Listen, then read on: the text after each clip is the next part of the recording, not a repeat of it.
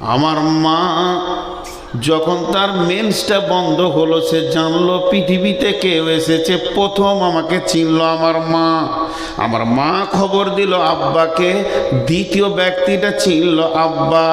এবার আব্বা চিনার পর নানা নানি দাদা দাদি দুই ফ্যামিলি বুঝে নিল যে আমাদের ভিতরে নতুন একজন আসতে চলেছে। এখনো কিন্তু পঞ্চায়েত আমাকে জানে না। যেদিন আমি পৃথিবীর বুকে আসলাম সেদিন দাইমা আমাকে চিনল। এবার সেই সাথে সাথে পঞ্চায়েত চিনল, একটা নতুন আধার কার্ড বের হলো। এখনো প্রাইমারি স্কুল আমাকে জানে না, আমি ধুলোবালি নিয়ে খেলছি, প্রাইমারির হেডমাস্টার আমাকে চিনেনি। যেদিন আমি 5 বছরের আব্বা ধরে নিয়ে গিয়ে প্রাইমারিতে দিয়ে এলো, সেদিন প্রাইমারি চিনল। তখন পর্যন্ত ভ্যালিয়ানের লোক তাদের দ্বিতীয় বক্তাকেও চিনে না। আজকে যারা আছে আর জানতো যে এটা দ্বিতীয় বক্তা? যখন প্রাইমারিতে যেছি পোঁটা ফেলতে ফেলতে আল্লাহ বলছে আমি জানছি, কারণ লিখেছে তো তকদিরু। কথাটা বোঝার চেষ্টা করেন। এখানে দুটো জিনিস বলবো। তো আল্লাহ বলছে এই জিন্দেগিটা আমি তিলে তিলে তোকে নিয়ে যাচ্ছি, দিয়ে তোকে তৈরি করলাম আমি। কেউ চিনত না, একটা দীর্ঘ টাইম গিয়েছে। পৃথিবী সৃষ্টির 50,000 বছর পূর্বে, এতক্ষণ আমি আমাকে বলছিলাম, এবার আপনাদের দিকে আঙুল তুলি। পৃথিবী সৃষ্টির 50,000 বছর পূর্বে আপনার তকদিরটা লেখা হয়েছে। আজকে এরকম মাঠে বসে থাকবেন 2 ঘন্টা, লেখা হয়েছে। তাহলে সেই দিন থেকে যেদিন মায়ের পেটে এলাম, এই মাঝের দিনটা কে চিনত? হ্যাঁ, আল্লাহ। এবার একটু মহব্বতের সঙ্গে বলি, সেই দিন থেকে যেদিন আমাদের তকদির লেখা হয়েছে, সেই দিন থেকে মায়ের পেটে যেদিন এসেছি, তার আগে কে চিনত? একবার আল্লাহর নাম নিতে ভয় লাগে? জোরে বলেন, কে চিনতেন? তাহলে আল্লাহর কাছে কতটা জীবন আমার কেটেছে, এটা অঙ্ক করেন। আমি জন্ম নিলাম মায়ের পেটে, দুধ খেলাম মায়ের কোলে, পেশাব পায়খানা করলাম, এই করতে করতে করতে করতে মায়ের বুকে ওপরে চেপে শুয়ে পড়লাম। ছোটতে মাকে কত মারলাম, আব্বাকে কত লাথি মারলাম। আস্তে আস্তে বড় হলাম, বড় হতে হতে আমার বয়স হলো 20, 20 থেকে 22, 22 থেকে 24। যখন 24 বছর বয়স হলো, চৈত্র মাসের 25 তারিখে বিয়ে হলো। আর বৈশাখ মাসের 25 তারিখে মাকে গরম গরম কথা বলতে লাগলাম, কিংবা চৈত্রে 25-এ বিয়ে হলো, পহেলা বৈশাখ বলছি মা তোমার ব্যবহার খারাপ নয়। তখন মা ডুকরে কেঁদে বলছে, বেটা রে, বছরে 365টা দিন গেছে, এরকম 24টা বছর তোকে বুকে করে টেনেছি, আর মাত্র 24 ঘন্টায় একটা বউ পেয়ে ভুলে গেলি। আল্লাহ ঠিক ওই রকম বলছে, গোলাম রে, তোকে কত কোটি কোটি কোটি বিলিয়ন মিলিয়ন বছর আমার কাছে তোকে হেফাজত করে রেখে দিয়েছি, তুই আমার কাছে ছিলি। এরপরে মায়ের পেটে গিয়ে পৃথিবী যখনই দেখে নিলে, হাল আতা আল্লাহকুমুত তাকাসুর হাত্তা যুরতুমুল মাকাবির, এই পৃথিবীর সৌন্দর্য, পৃথিবীর ঐশ্বর্য, পৃথিবীর বিবি ছেলে পিলে গাড়ি বউ বিটি তোকে এমন করে ঘেরে নিয়েছে, আমি আজান দিয়েও তোকে পেছি না। কোটি কোটি বছর আমি রাখলাম আর আমি দেখে পেছি না। হাইয়া আলাস সালাহ, বাংলায় দিয়া জানটা, আয় আয় তোরা নামাজের জন্য আয়, মাথা নামাবি।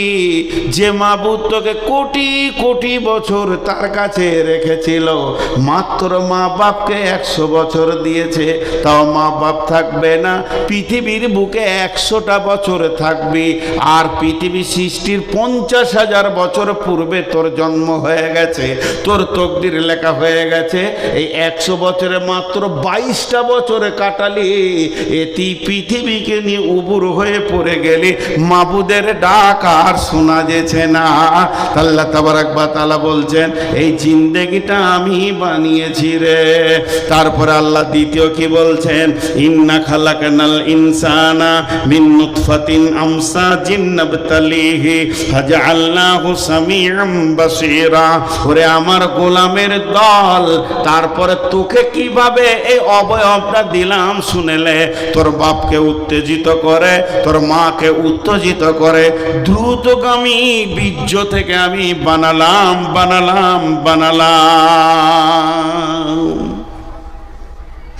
বিজ্ঞানীরা বলছে,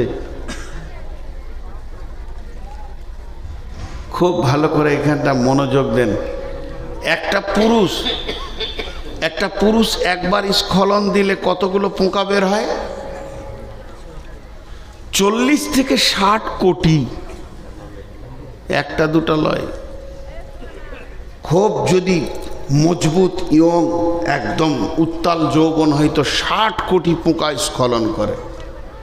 আর বয়স্ক দুর্বল হয়ে গেল 40 কোটি পোকাকে স্খলন দেয়। কতগুলো দেয় বললাম? 40 থেকে 60, মেজারমেন্ট করে নিয়ে চলে আসেন 50 কোটি।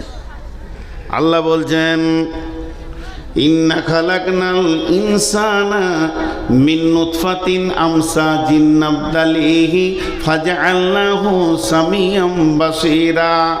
একবার তুই ভেবে দেখ, তোকে আমি দ্রুতগামী নুতফা থেকে বানিয়েছি এবং তার থেকে তোকে শ্রবণ শক্তি, দৃষ্টি শক্তি আমি দিয়েছি, ধাবন শক্তি দিয়েছি। শুধু তাই নয়, এই জায়গাতে কাগজ কলম নিয়ে তুই বসে যা। যদি একই মিলনে বাচ্চা হয় তা তো হয় না, 2-10 মাস চলতে থাকে, কিন্তু আমি মেনে নিলাম এক মিলনেই বাচ্চাটা হয়ে গেল। তাই যদি হয় যে রাত্রিতে আমি এসেছি আমার আব্বার কাছ থেকে মায়ের কাছে, আমার সঙ্গে কতগুলো পোকা এসেছিল, যদি 50 কোটি মেজারমেন্টে ধরেলেন তাহলে 49,99,99,999টা এসেছিল। কই তারা? তাদের আধার কার্ড নাই, ভোটার কার্ড নাই, তারা কোথা গেল? আল্লাহ বলছে একবার খেয়াল কর, এই 50 কোটির ভিতর থেকে আমি আল্লাহ তোকে বেছে নিলাম, আর তোর সাথে যত ভাই বোন এসেছিল ড্রেনের পানিতে চলে গেল, পচে গেল, মরে গেল, পোকাগুলো শেষ হয়ে গেল। তাদের জানাজা হলো না, তাদের ফারাজ হলো না, তাদেরকে দেখা হলো না, তাদের আধার কার্ড হলো না, মা বাপ তাদের জন্য কাঁদলো না। কিন্তু তোকে আমি এত সুন্দর করে বানালাম, এরপরও কিন্তু আমার শুকরিয়া করবি না। তোর জিন্দেগিটা একবার ভেবে দেখ। এখানে 2000 লোক বসে আছে, এখানে 2000 লোক বসে আছে। এমন সময় আমার ভাইয়া উঠে গিয়ে এর মাঝে একজনকে ডেকে নিয়ে এসে গায়ে হাত বুলিয়ে বলছে চলেন ভাই দুটি খেয়ে এলেন। ওকে কি ভাবতে হয় না যে আমাকে এতগুলো লোকের মাঝে এতটা সম্মান দিল, তাহলে আমাকে কতটা সম্মান দিয়েছে? এটা যদি সে ভাবে তাহলে ওই ব্যক্তিকে চিনতে তার কষ্ট হবে না। তা আল্লাহ বলছে এতগুলো পোকা আমি আনলাম কেন? একটা পোকা এনেই তোকে আমি বানাতে পারতাম। তার মানে আমি চাইছি তোর বিবেকের চেতনা হয়ে যাক যে 50 কোটির ভিতর থেকে তোকে আমি ইজ্জতের জায়গায় বসিয়েছি, তোকে শ্রবণ শক্তি, দৃষ্টি শক্তি দিয়ে পূর্ণাঙ্গ অবয়ব দিয়ে পৃথিবীতে এনেছি। অতএব এই জানের হিসাব আমি আল্লাহ একদিন নিব। আমার খরচা আছে। জি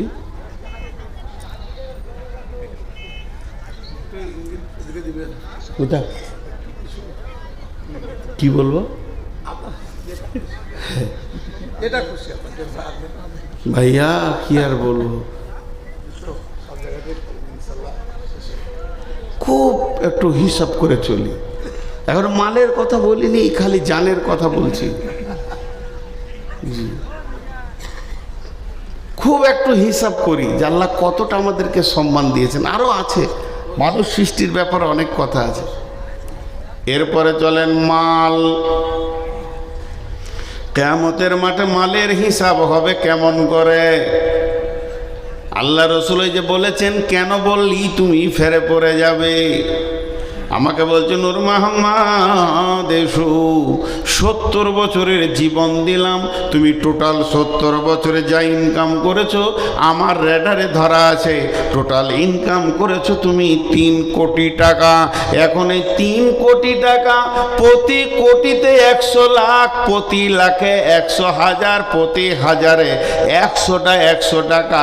আপনার কি মানে 100 প্রতি হাজারে 100 টাকা 10টা, প্রতি 100 টাকায় 1 টাকা হচ্ছে 100টা, আর প্রতি 1 টাকাতে নয়া হচ্ছে 100টা। তুমি 1 নয়া, 2 নয়া, 3 নয়া, 4 নয়া, এমনি করে পূজাতে পূজাতে 3 কোটি টাকা আমাকে পুজিয়ে দাও। কোন পথে আয় করেছো আর কোন পথে তুমি ব্যয় করেছো?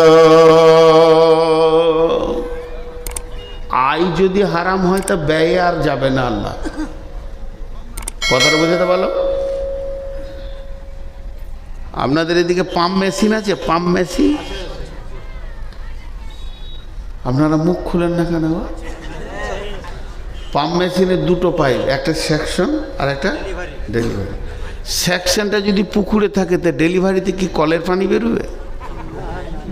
সেকশনটা যদি পায়খানার চেম্বারে থাকে ডেলিভারিতে আতর বেরোবে? তো যার ইনকাম হারাম তার দানও হারাম।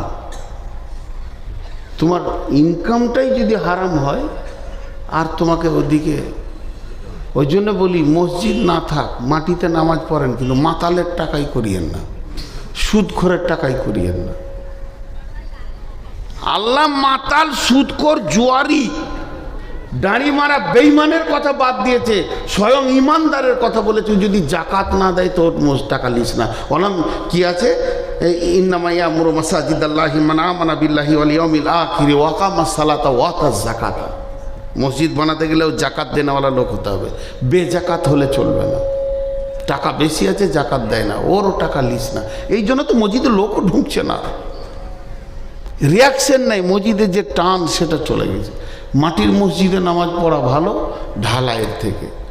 মাতাল্লা যদি টাকা দিয়ে দেয় 4 কুইন্টাল রড, 6 কুইন্টাল, খালি মার্কেটে বলে বেরোয় রডটা আমি দিয়ে দিলাম, আমার রডটা আমি দিলাম। এ ঠাপ সহ্য করা কঠিন হয়ে গেল। হ্যাঁ ভুল বলছি? কে বললে? ওই জন্যে বলতে এখন আমাদেরও ইমান দুর্বল হয়ে গেছে, আমরা সব চিটিংবাজ মাল আর কি, যে বায়ান করছি মুনাফিকি হালাতে। আমরা যখন পড়তাম ইউপি ওই সাহারানপুর গিয়েছিলাম, তো দেওবন্দ মাদ্রাসাতে শ্রীদেবী নিজে গিয়েছিল টাকা দিতে। সেই যুগে 1 লক্ষ না 1.5 লক্ষ। তো মুফতি সাহেব বলেছিল তুই ভাগ এখান থেকে, মাদ্রাসার দরজা থেকে তুই ভাগ। অমিতাভ গিয়েছিল, কয়েকটা গিয়েছিল আর কি, নায়ক নায়িকা, 1-2 জন লাই গাড়ি। দেওবন্দ মাসে টাকা দিয়ে বলছি তোরা ভাগবি কান থেকে, তোদের টাকার প্রয়োজন নাই। তো তাকওয়ার বুনিয়াদে মজা আলাদা। এরপরে আপনি খরচা করছেন, আল্লাহ ধরেন। আবার ওই উদাহরণ দিচ্ছি, বলবেন না যে এরকম হাদিস আছে বলেছিল, উদাহরণ দিচ্ছি। আল্লাহ বলছে নূর মোহাম্মদ 17 তারিখে ফেব্রুয়ারি মাসে 2024 সালে শনিবার কি কি খরচা করলি রে সকালে বলতো? এবার ধরা পড়েছি। রব্বুল আলামিন 1000 টাকা নিয়ে হাটে গেলাম, সবজির হাটে। আলু নিলাম, পেঁয়াজ নিলাম, কপি নিলাম, আদা নিলাম, রসুন নিলাম, সিম নিলাম, আর কি নিলাম, এত টাকা খরচা হলো। 600 টাকা পকেটে থেকে যায় 400-র মধ্যে। এরপরে রাস্তায় বেরিয়ে আসছি, তো একজন ভিখারি এসে বললো ভাই আমার মেয়ের বিয়ে কিছু দেন। তাকে 100 টাকা দিয়ে দিলাম, আর থাকে 500 টাকা। কিছু দূর আসার পর একটা মসজিদওয়ালা 2 জন দাঁড়িয়ে আছে, ইমাম আর মসজিদের কমিটি, তাকে 300 টাকা দিয়ে দিলাম, আর থাকে 200 টাকা। রব্বুল আলামিন এই আস্তে আস্তে আমি 100 টাকা সাদাকা করে দিলাম। ওটা কোনো কারণে করলাম, তাহলে হলে আপনি তো জানেন আর থাকে আমার কাছে 100 টাকা। এই 100 টাকা কি বলবো, একটা এতিম ছেলে দাঁড়িয়েছিল, 50 টাকা দিয়ে দিলাম। আল্লাহ এখনো কেন বলেনি, আল্লাহ শুনে গেছে। এরপরে বলছে তারপরে 50 টাকাটা কি করলি, বলে আমার বাচ্চা মেয়েটা বলল আব্বা স্কুল যাব, ওকে দিয়ে দিলাম 40 টাকা, পকেটে থাকে মাত্র 10 টাকা। এমন সময় আমার নাতনিটা এসে বলছে না না তোকে দিলাম 5 টাকা, যা চকলেট খাগা। আর থাকে 5 টাকা। 5 টাকাটা পকেটে পড়েই আছে। রাস্তা দিয়ে হেঁটে গেছি, গাড়ির সামনে বাঁশ দিয়েছে, যে বলছে লক্ষ্মী পুজোর চাঁদা দাও। কিসে? এই কদিন আগে কি হলো, সরস্বতী মানে ডিপার্টমেন্ট অফ এডুকেশন, পড়াশোনা ডিপার্টমেন্টের ঠাকুরটা, চাঁদা দাও। 5 টাকা দিয়ে দিলাম। আল্লাহ বললে কেন? 1000-এ আটকাইলাম না, 995 টাকাতে আল্লাহ কেন বলেননি? ওই জায়গাগুলো আল্লাহর হুকুম আছে, ওখানে দাও, মসজিদে দাও।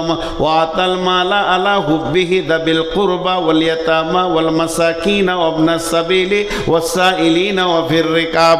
আমি ইনার হাতে 10,000 টাকা দিয়ে সৌদি চলে গেলাম উমরা করতে, হজ করতে, আর বলে গেলাম ভাই কোরআন মোতাবেক খরচা করবেন। হিসাব নিতে এসে দেখছি 5 টাকা দুর্গা পুজোতে দিয়ে দিয়েছে।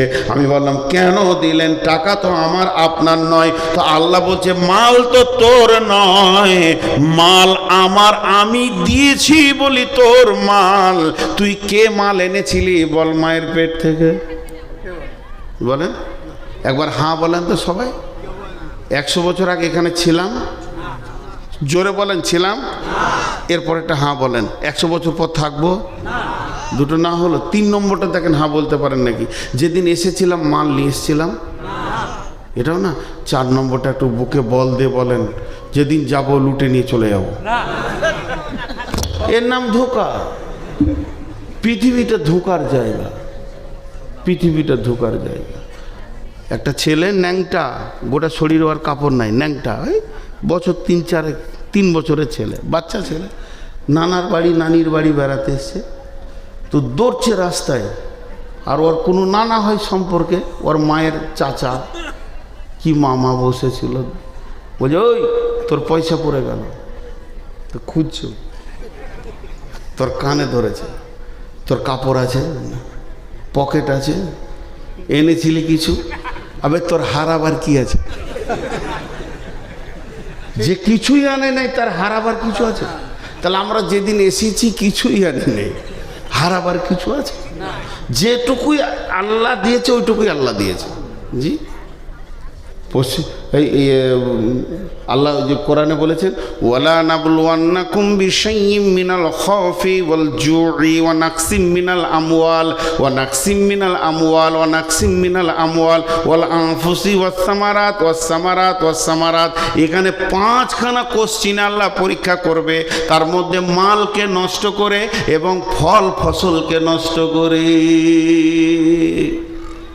আমি 40 কোটি টাকার মালিক, যে 13 কোটি টাকার গোডাউনে আগুন লেগে পুড়ে গেছে, যে কাঁদছি। আল্লাহ বলছে ওটাই তো আমি দিয়েছি, বাকি যে কটা আছে এ কটাও তো আমার, কাঁদছিস কেন? দিয়েছি 40, নিয়েছি 13, ভাগে তো তোরই বেশি রয়েছে, এখনো 27 কোটি টাকা তোরই তো রয়েছে। আচ্ছা এগুলো বেইমানি নয়? হ্যাঁ, সবটাই তো আল্লাহর। একটা গল্প শোনাই আপনাদেরকে, জ্ঞান বাড়বে। এক বাদশা কোনো কাজ করতে গিয়ে দেখুন মেরেছে, চোটে আঙুলটা কেটে পড়ে গেছে। তো বাদশার আঙুল কেটে গেছে, পূজারা সব কেঁদে দেশ ভাসিয়ে দিল। আর বাদশার সামনে এসে বলছে হুজুর ওই আঙুলটা থেকে যদি আমার কলিজাটা কেটে যেত তো ভালো হতো। এগুলো পাম দিচ্ছে, দরদ লাই। মন্ত্রী ছিল না দেশে, বিদেশে গিয়েছিল কোনো বাণিজ্যে, মন্ত্রী ফিরে এসে ওর বিবির কাছে শুনেছে বাদশার আঙুল কেটে গেছে। সকালে উঠে গিয়ে বলছে, মন ভারী করে বসে আছে বাদশা, যে সবাই তো ইন্নালিল্লাহ বললো আর চোখের পানি ফেললো, এখন মন্ত্রী কি বলে দেখি। মন্ত্রী এসে বলছে ওস্তাদ হাতটা দেখি স্যার। মন্ত্রী বলছে আলহামদুলিল্লাহ।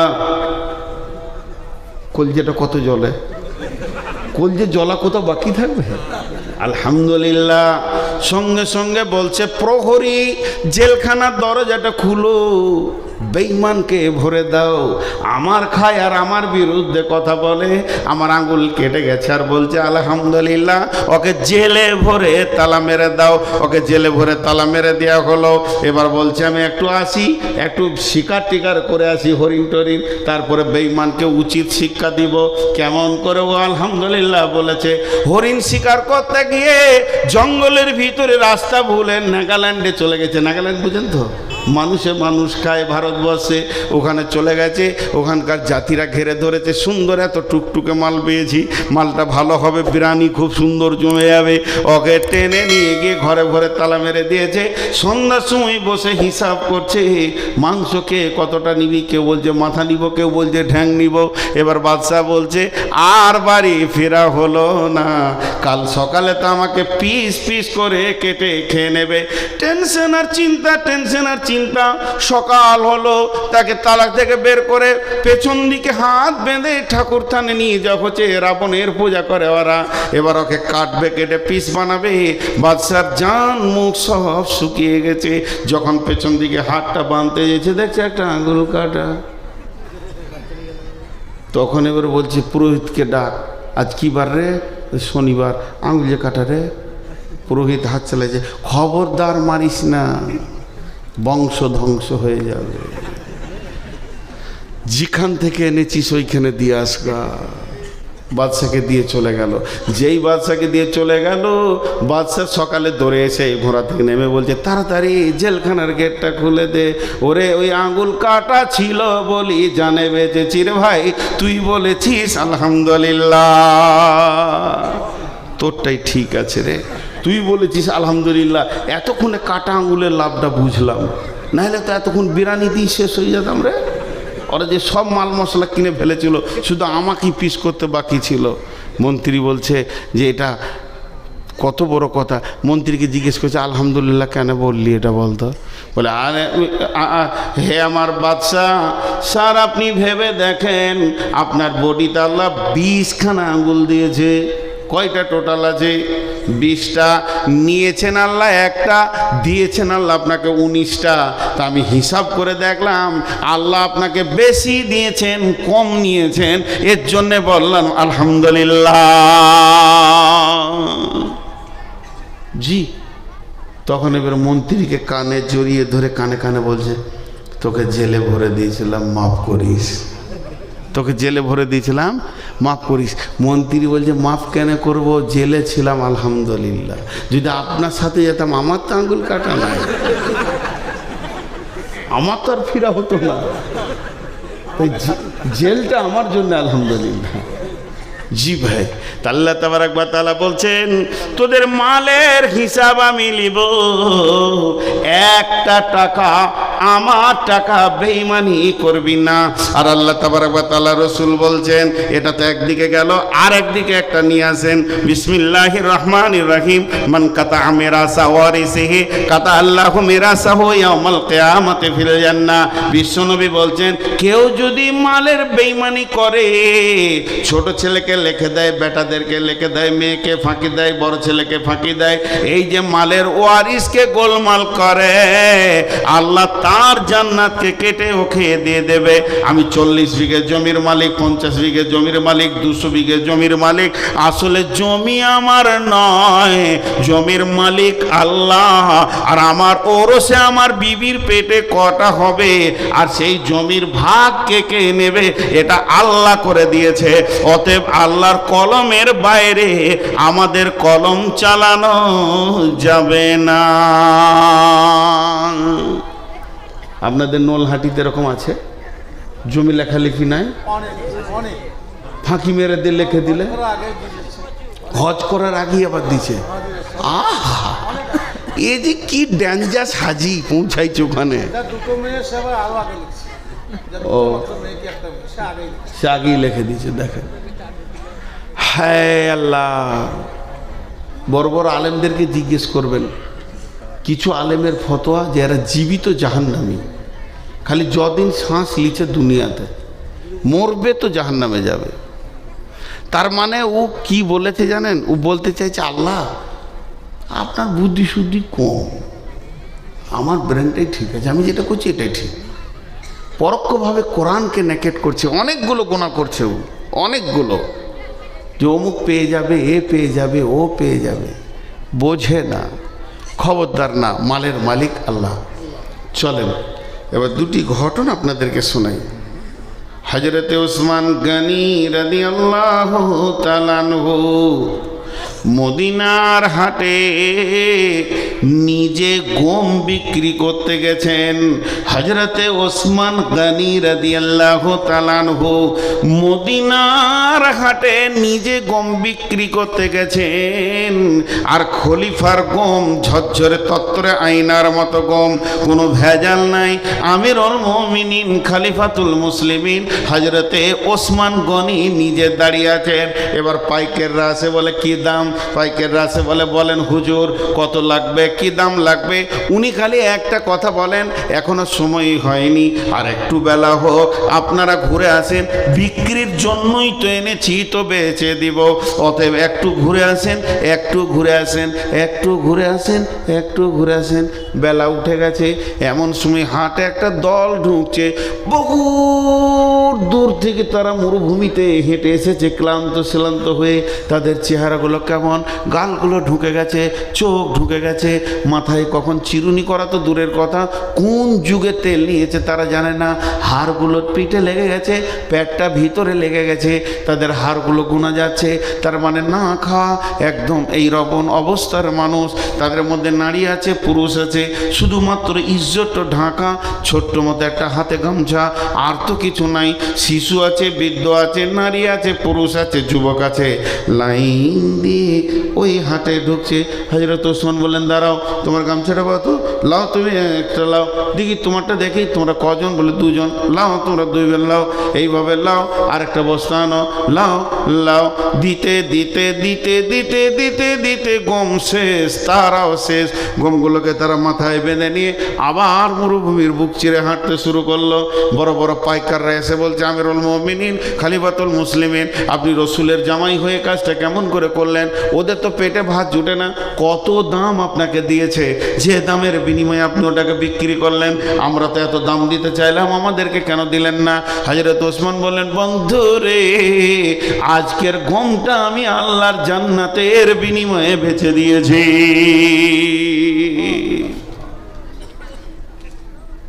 এখন যদি মাদ্রাসার জন্য টাকা নিতে হয়, তাদেরকে পাম্প দিতে হয়েছে, পাম্প দিতে হয়েছে, টাকা দে, আবার সুর করে বলতে হয়েছে।